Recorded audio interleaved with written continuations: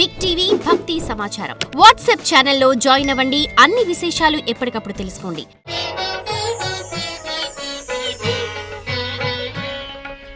జై వీరబ్రహ్మ జై గోవిందమాంబ జై. నేను మీ కృష్ణమాచార్య శ్రీ బ్రహ్మపదం. వీరబ్రహ్మము యొక్క వేదవాక్యంబులు ధరణిలో తప్పక జరిగేనయ్య. కలిమాయలో పడక నన్ను నమ్మియు మీరు కడతేరు మార్గము తెలియండయ్య. ప్రపంచంలో ఎక్కడ వింత జరిగినా, ఏ విచిత్రం సంభవించినా, విశ్వ ప్రళయం వచ్చినా, తెలిసినా తెలియకపోయినా ప్రతివారు అనేటువంటి ఒకే ఒక్క మాట ఎప్పుడో చెప్పాను బ్రహ్మం గారు. ప్రపంచంలో ఏ వింత జరిగినా గురుదేవుల యొక్క కాలజ్ఞానం గురించి మనం చెప్పుకుంటూ ఉంటాం. 400 సంవత్సరాల క్రితమే విశ్వభవితను చెప్పిన కాలజ్ఞాని జగద్గురు శ్రీమద్ విరాట్ పోతులూరి వీరబ్రహ్మేంద్ర స్వాముల వారు. ఈనాడు ప్రపంచంలో గురుదేవులు చెప్పిన కాలజ్ఞానం అక్షర సత్యం అవుతున్నటువంటి సందర్భాలు కోకొల్లలు.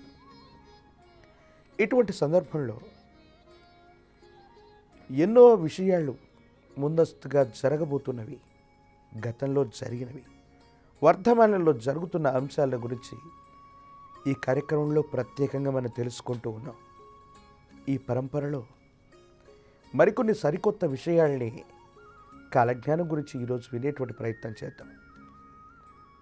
ప్రపంచంలో ఈ మధ్యకాలంలో ఆత్మల గురించి, భూతాల గురించి, ప్రేతాల గురించి, ప్రేతాత్మల గురించి, యుగాంతరవాసుల గురించి ప్రత్యేకించి కొన్ని విశేషవంతమైనటువంటి కంటికి అనిపించనటువంటి, అగుపించనటువంటి అదృశ్య శక్తుల గురించి మనం మాట్లాడుకుంటూ ఉంటాం.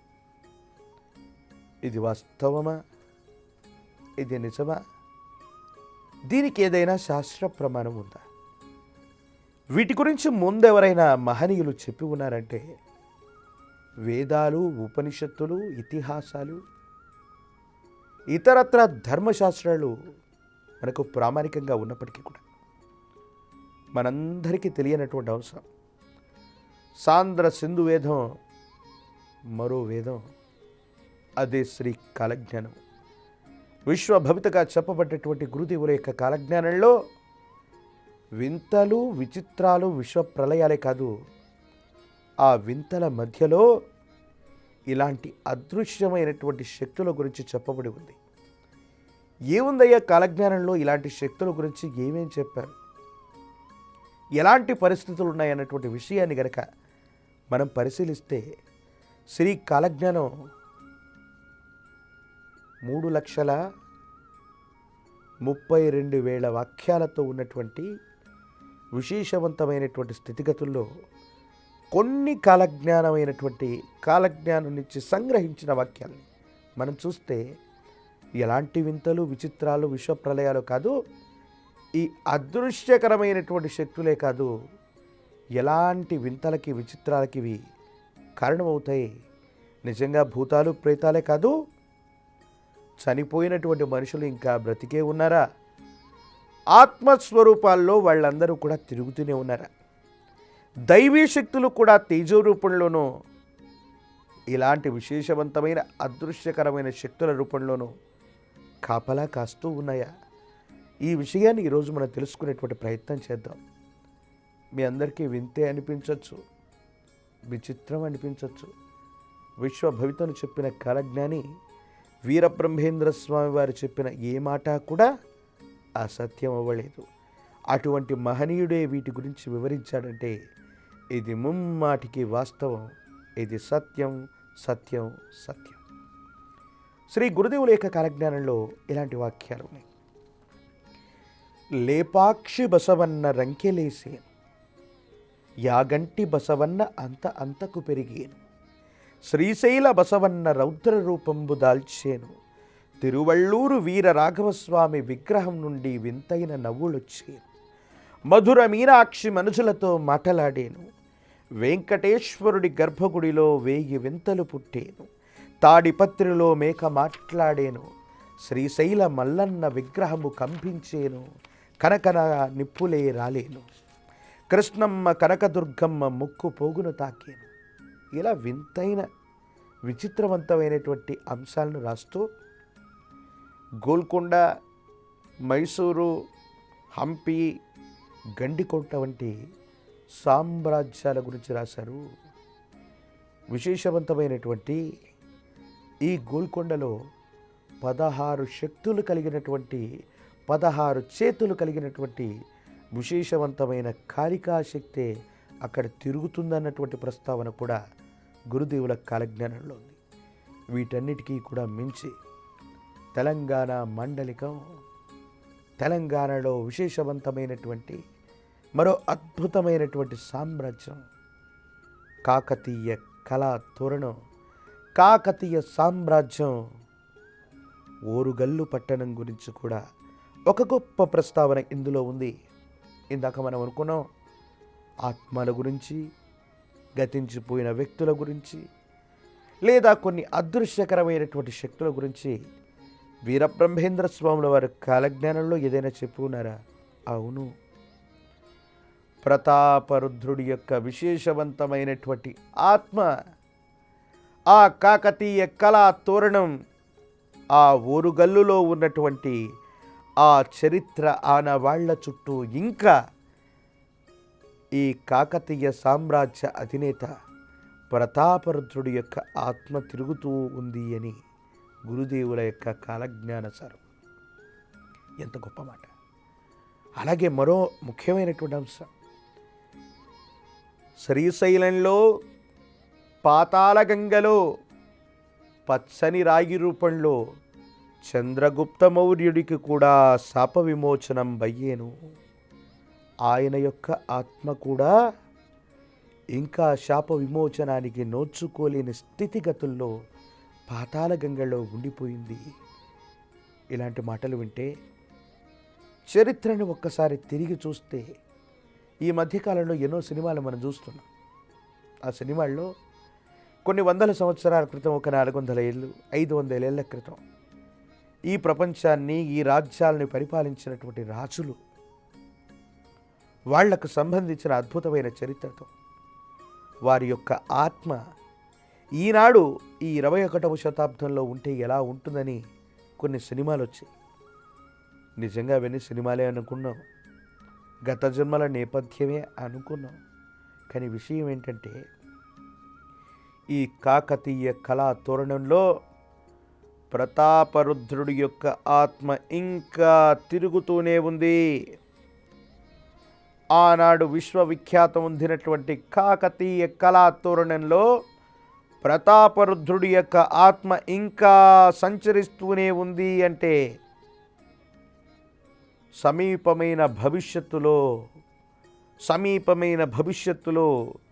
ఈ ఆత్మశక్తి వల్ల ప్రతాపరుద్రుడికి తీరనటువంటి కోరిక చేతో, లేదా విశేషవంతమైనటువంటి తన కాంక్ష చేతో కాకతీయ కళా తోరణం, కాకతీయుల వైభవం మళ్ళీ వాళ్ళకి మహర్దశ పట్టబోతుందా?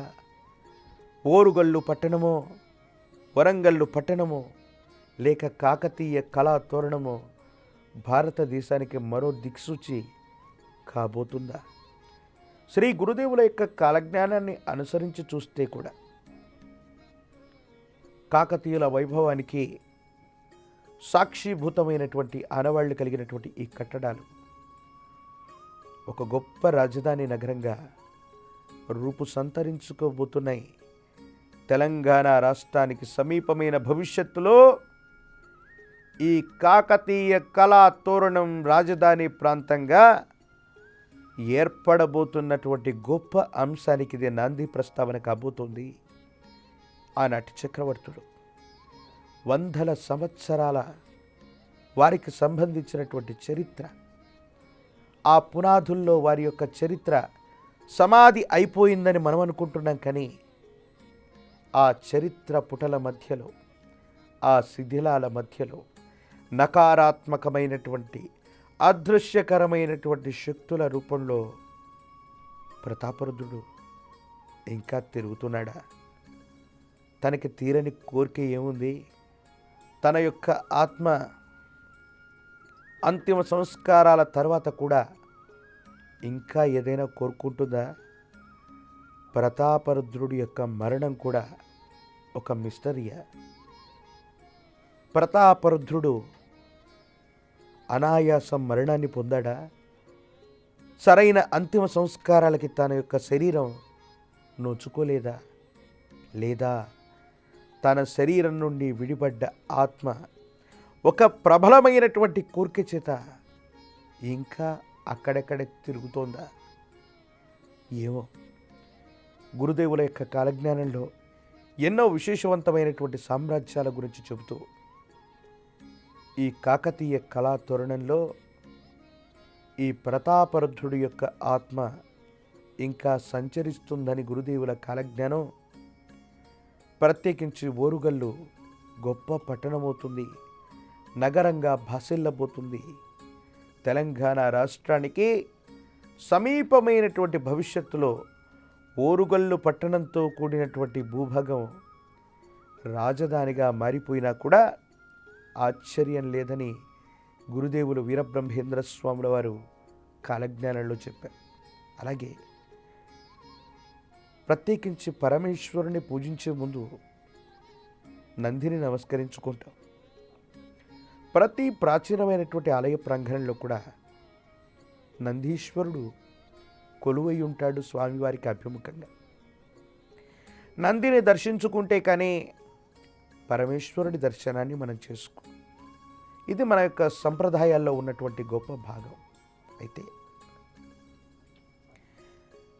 లేపాక్షి బసవన్న రెంకలేసేను, యాగంటి బసవన్న అంతకు పెరిగేను, శ్రీశైల బసవన్న రౌద్ర రూపంబు దాల్చేను. ఎంత విశేషవంతమైనటువంటి వాక్యాలు ఇందులో ఉన్నాయంటే, నిజంగా ఈనాడు గురుదేవులు ఎప్పుడో 400 సంవత్సరాల క్రితం కాలజ్ఞానాన్ని రచయిస్తే, ఈనాడు యాగంటి క్షేత్రంలో ఉన్నటువంటి ఆ బసవన్న అనుక్షణం కూడా తాను పెరుగుతున్నాడు. తాను పెరుగుతూ ఉన్నటువంటి కారణం చేత అక్కడ ఉన్నటువంటి స్తంభాల మధ్య దూరం కూడా కిక్కిరిసిపోయింది. బసవన్న పెరుగుతున్నటువంటి కారణం చేత అక్కడ ఉన్న రాతి స్తంభాలు, ఆ రాతి కట్టడాలు, మండపాల్లో కూడా పగుళ్ళు ఏర్పడ్డాయి. శిథిలావస్థకు చేరుకుంటున్నటువంటి పరిస్థితిని మనం చూస్తున్నాం. పురావస్తు శాఖ వారు కూడా గతించిన 40-50 సంవత్సరాలుగా వీటి మీద విశేషవంతమైనటువంటి పరిశోధన చేసి ఈ బసవేశ్వరుడు నిజంగానే అనుక్షణం పెరుగుతున్నాడు, స్వామివారి యొక్క విగ్రహ స్వరూపంలో సుస్పష్టమైన మార్పు ఉందని వారు లెక్కగట్టినటువంటి విషయం మనందరికీ కూడా తెలిసింది. అలాగే శ్రీశైలంలో ఉన్నటువంటి నందీశ్వరుడు సాక్షాత్తు 12 జ్యోతిర్లింగ క్షేత్రమైనటువంటి శ్రీశైలంలోని నందీశ్వరుడు కూడా ఒకానొక సమయంలో రౌద్ర రూపాన్ని దాలుస్తాడు. మహనీయులమైనటువంటి వ్యక్తులు ఈ సనాతనమైన ధర్మంలో ఎంతోమంది పురాణ పురుషులు ఉండేవాళ్ళు, మహనీయులు ఉండేవాళ్ళు, మహర్షి తుల్యులైనటువంటి వ్యక్తులు ఉండేవాళ్ళు. ఆనాడు వారు చేసినటువంటి యంత్ర స్థాపనలు అవ్వచ్చు, వారు చేసినటువంటి ప్రతిష్టాది క్రతువులు అవ్వచ్చు, లేదా దైవ సంకల్పం వల్ల ఏర్పడ్డటువంటి ఇలాంటి స్వయంభూ లాంటి క్షేత్రాల్లో అయి ఉండొచ్చు. ఏదో తెలియని అదృశ్యమైనటువంటి దైవీ శక్తుల యొక్క ప్రవాహం ఇంకా అక్కడ ఉంది. ఆ శక్తుల యొక్క ప్రవాహం చేతనే ఈ కలియుగంలో అత్యాధునిక సాంకేతిక పరిజ్ఞానంతో కూడిన వ్యవస్థలు తప్ప ఏవీ లేవు అనుకుంటున్నటువంటి మనకి భగవంతుడున్నాడు, దైవ స్వరూపం ఉంది, కాలము ఉంది, దెయ్యము ఉంది, ఆత్మలు ఉన్నాయి, ప్రేతాత్మలు కూడా ఉన్నాయని సాంద్ర సింధు వేదం కాలజ్ఞానం ప్రామాణికగా చెప్పబడుతుంది. అంతేకాదు, మధుర మీనాక్షమ్మ మనుషులందరితో మాట్లాడుతుంది. కలియుగ ప్రత్యక్ష దైవమైన లక్ష్మీ వెంకటేశ్వరుడి యొక్క కోవెలలో, ఆ వైకుంఠధామమైన ఆనంద నిలయంలో స్వామివారి యొక్క గర్భాలయమే 1000 వింతలకి సాక్షిభూతం కాబోతుంది. 7 శిరస్సులు కలిగినటువంటి విశేషవంతమైనటువంటి నాగసర్పం అక్కడ ప్రత్యక్షం అవ్వబోతుంది. విశేషవంతమైనటువంటి జ్ఞాన ప్రసూనాంబ సమేత కాళహస్తీశ్వర స్వాముల వారి యొక్క ఆలయ ప్రాంగణంలో కంఠమున లింగాలుండేటువంటి విచిత్రవంతమైన సర్పజాతి, ప్రపంచంలో ఎవరికీ కనిపించనటువంటి శివగణాలతో కూడిన నాగ సర్పాల యొక్క ప్రత్యక్షమైనటువంటి స్థితి అమ్మవారి స్వామివారి యొక్క గర్భాలయంలో జరగబోతుంది. తిరువళ్ళూరులో ఉన్నటువంటి వీరరాఘవ స్వామి ఆయన విగ్రహం నుండి వింతైన విచిత్రవంతమైనటువంటి నవ్వులని మనం చూడబోతున్నాం. తాడిపత్రి పట్టణ సమీపంలో మేకపోతు ఒకటి మనిషిలాగా సుస్పష్టంగా మాట్లాడబోతోంది. ఇలా చెప్పుకుంటూ పోతే ఎన్నో దేవతా స్వరూపాలకి ఆలవాలమై ఉన్నటువంటి సనాతన ధర్మంలో, ప్రత్యేకించి మన ఆంధ్రావనే కాదు, దక్షిణ భారతదేశం, ఉత్తర భారతదేశంలోని ఎన్నో దివ్యమైనటువంటి ధామాల గురించి శ్రీ కాలజ్ఞానం చెప్పబడింది. ఎన్నో సామ్రాజ్యాల గురించి శ్రీ కాలజ్ఞానం చెప్పబడింది. ఇలాంటి వింతలు జరుగుతాయి.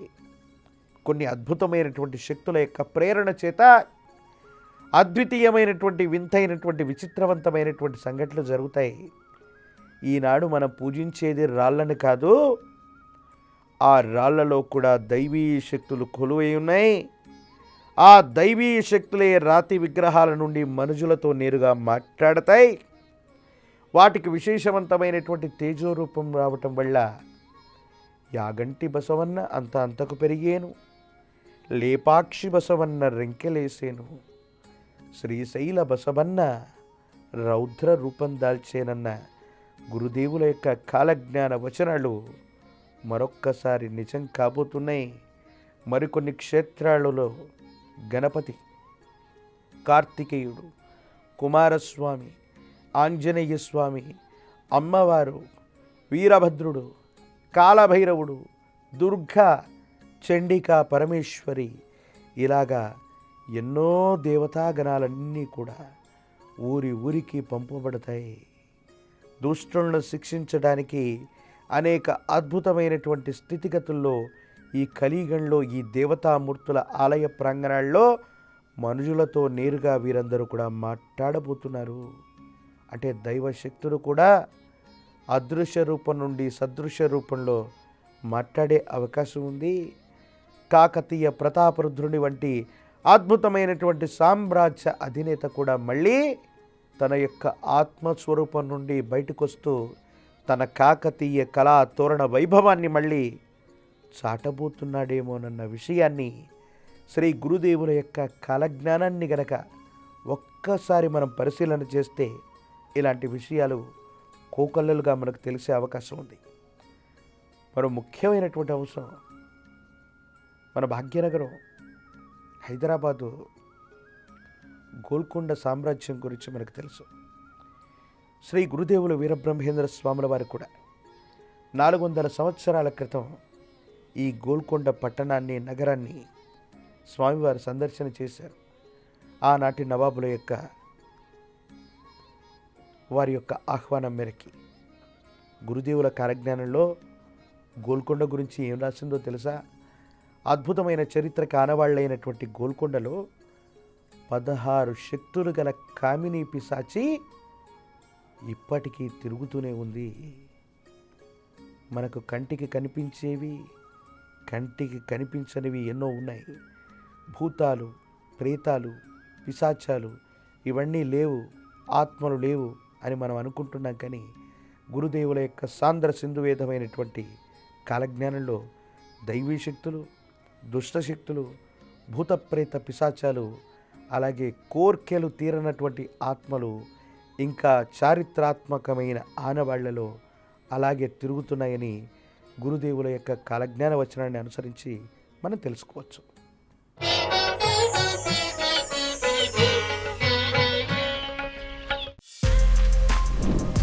For more videos like this, subscribe Big TV channel.